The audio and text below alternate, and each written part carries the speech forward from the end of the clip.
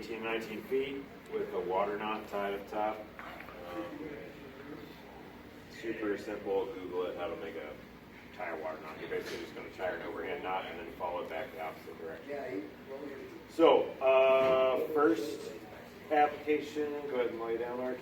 So you can use it as a drag strap. Basically, you can take this and rubber band it to just pretty much anything. Just take 2 rubber bands, tie it down like mine's on the side of my 8 bag, but you can also attach them at the back of like plate carriers and stuff. So literally all they got to do is just rip them off and use them. So you can use them as a drag strap. So the way I prefer is to go over. Oh, hell yeah. Under. Alright, and then you're going to lift up. He's going to, if they're conscious, have them squeeze their armpits. So now you've picked him up off the ground, so you have a lot less pressure. Alright, you can also use it if they're unconscious to drag them a little bit harder.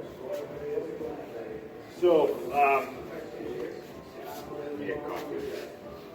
so RK, so you're going to sit down.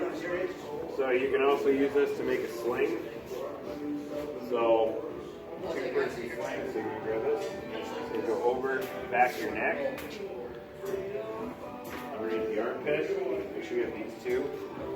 So you kneel down. Right. Coffee's going to scoot his butt back onto a little bit further back.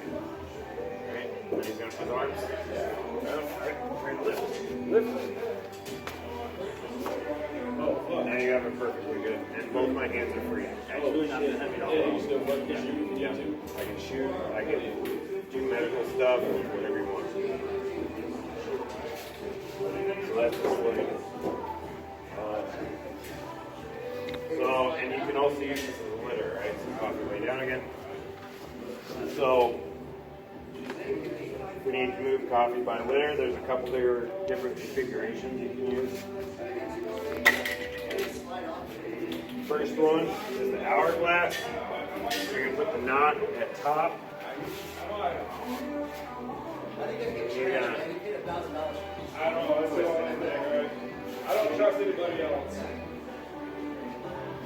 They're still making an hourglass, right? You're going to put the X at their butt.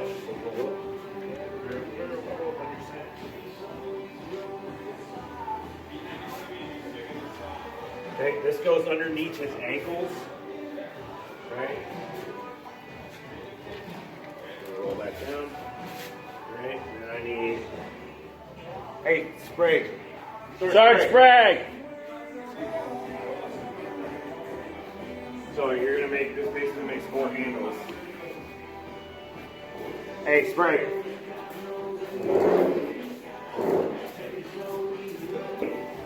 One hand, so 2 handles here. Oh, shit. Right? So grab on.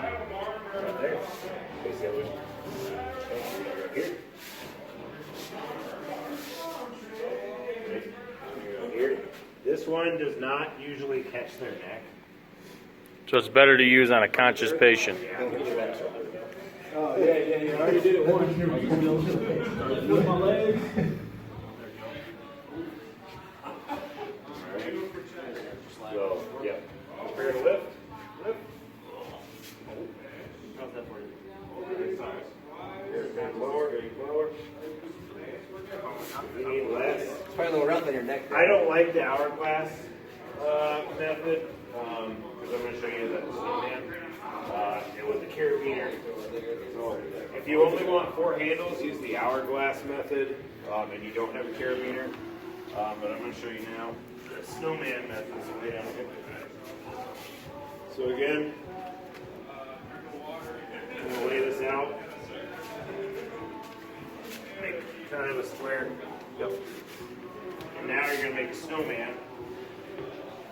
Right? So you should have 3 holes. Right? This is going to go underneath his butt. Okay? Lay back. So his ass is going to hang in that hole, right? Yep. That middle hole? Yep. So those go on his ankle. And this. Those is going to sit underneath his neck. Right? This actually supports his neck.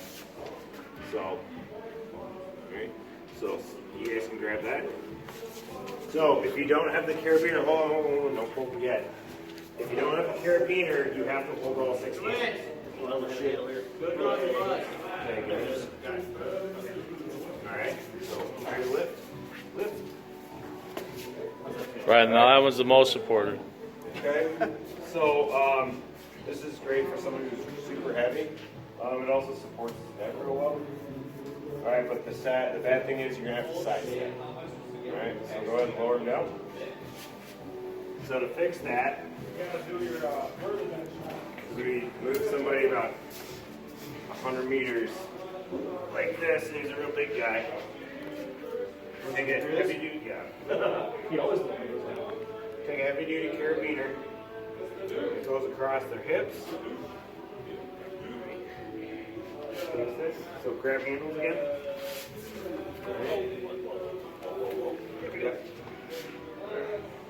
Back out.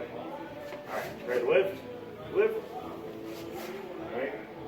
Now you have 4 handles and he's a lot more supportive. Oh, 14. Alright. This is interesting. I like this. It's a lot better than that Phantom litter. It's a lot better than a fucking litter, period. It doesn't take up any space. Alright, so keys with this though, when you are doing it, make sure, so this needs to be buckled first. Anytime you're using this litter, using it as a litter, be very careful on how you pull. Like if you're putting it down, you're swapping positions or whatever.